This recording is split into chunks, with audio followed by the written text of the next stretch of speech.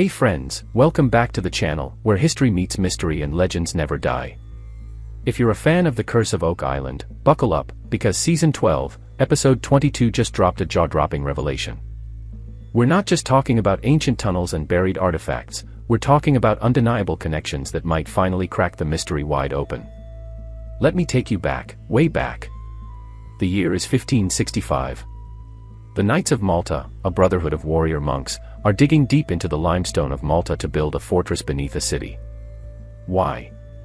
To protect their people and, most importantly, their secrets. Fast forward to today, and what Marty Lagina and the team just uncovered in those very tunnels might hold the key to what's been hidden on Oak Island for centuries. Sound far-fetched? Friend, stay with me, it gets wilder. As Rick explored the underground tunnel system beneath the streets of Valletta, he noticed something oddly familiar. The limestone bore chisel marks identical to those found deep in the Oak Island money pit. And get this, they found a bluish-gray clay, a natural sealant, lining the tunnel walls. Sound familiar? Because back on Oak Island, deep in the money pit, the team found that same blue clay used to waterproof hidden chambers. Coincidence? Or was the same secret knowledge, maybe even the same hands, responsible for engineering both? This is more than a similarity, folks. This is a signature. The Knights of Malta were known for their incredible subterranean construction techniques, vaults, aqueducts, and storage chambers that could withstand sieges. They weren't just military masterminds, they were architects of secrecy. The idea that these methods found their way to a remote island in Nova Scotia may have sounded outlandish once. But now, with clay, limestone, tunnels, and identical construction styles linking Malta to Oak Island, the narrative is turning from legend to likelihood. And it doesn't stop there.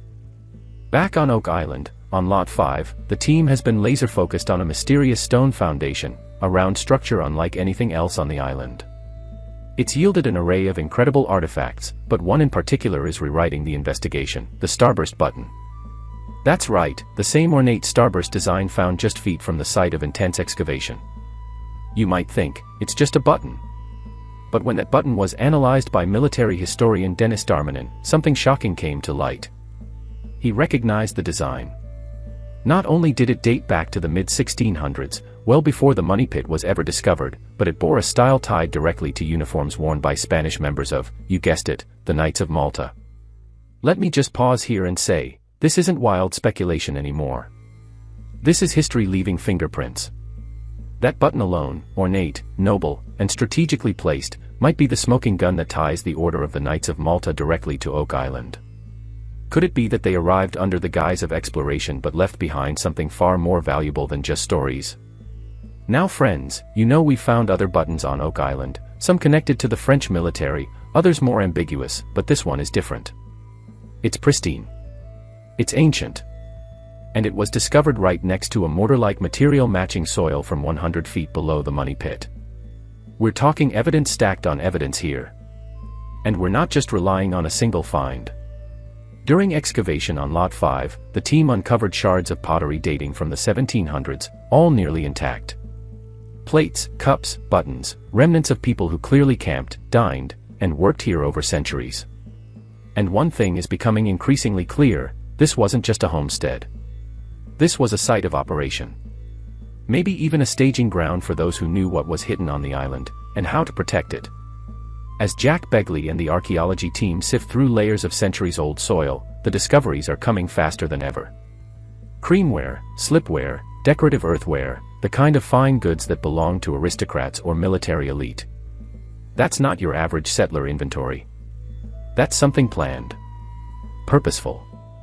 Now ask yourself, if the Knights of Malta, or their allies, did indeed reach Nova Scotia in the 1600s, which historical records suggest they did, what were they doing just 15 miles from Oak Island at Fort Point? That's where Isaac de Razilly, a Knight of Malta and French sea captain, established a base of operations. Maybe it wasn't just colonization.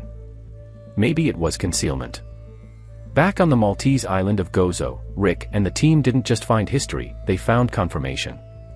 They met with Dennis Darmanin again, this time to compare that mysterious button with uniforms worn by Maltese knights of the 17th century.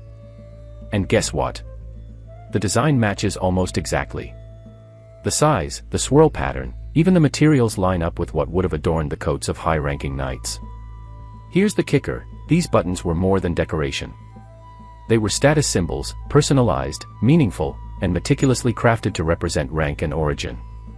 So if one of those buttons ends up buried in a stone feature on Oak Island, you better believe it wasn't an accident. This leads us to an even bigger theory, one we've danced around for years, but are now beginning to stare in the face. What if the Knights of Malta, knowing the political volatility of Europe and the growing threat of conquest, made a bold decision to transfer and bury their greatest treasures far from reach? And what if Oak Island, remote and obscured by legend, was their final vault? We now have blue clay matching waterproofing methods used in Malta. We have tunnel systems built in similar styles. We have buttons with 17th century insignias found within mere feet of the money pit. If these aren't connections, what are they?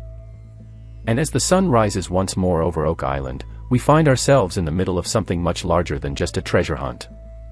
This is about rewriting history. Each new clue doesn't just shine a light on who might have been here, it challenges everything we thought we knew about the timeline of North American colonization. Did secretive European factions arrive here long before the traditional historical records suggest? The evidence on Lot 5 increasingly says yes.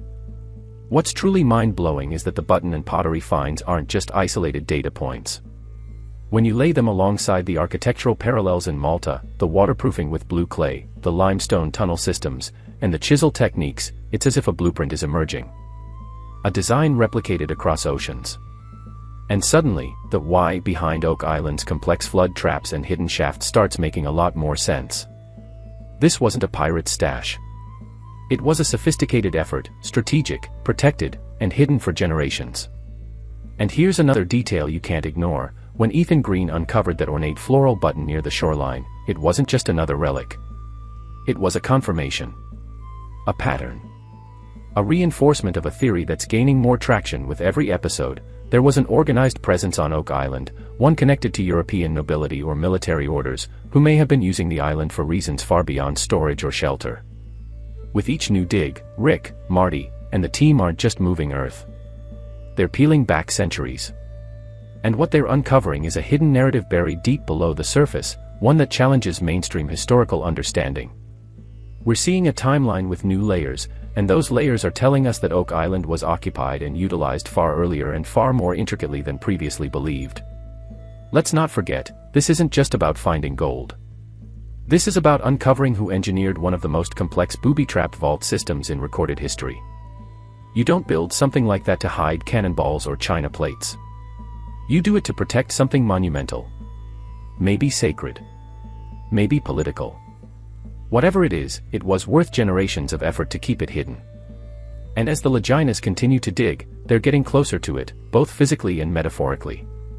And here's where you, my fellow truth seeker, come in. This isn't just entertainment, this is a live unraveling of a historical enigma. Every week, the team inches closer, and so do we. We're part of this story. We're witnesses to one of the most persistent archaeological pursuits in modern times, and as more connections to the Knights of Malta surface, we may be on the verge of solving a 500-year-old mystery that spans continents. So let's keep the conversation going. What do you think the Knights of Malta were doing on Oak Island?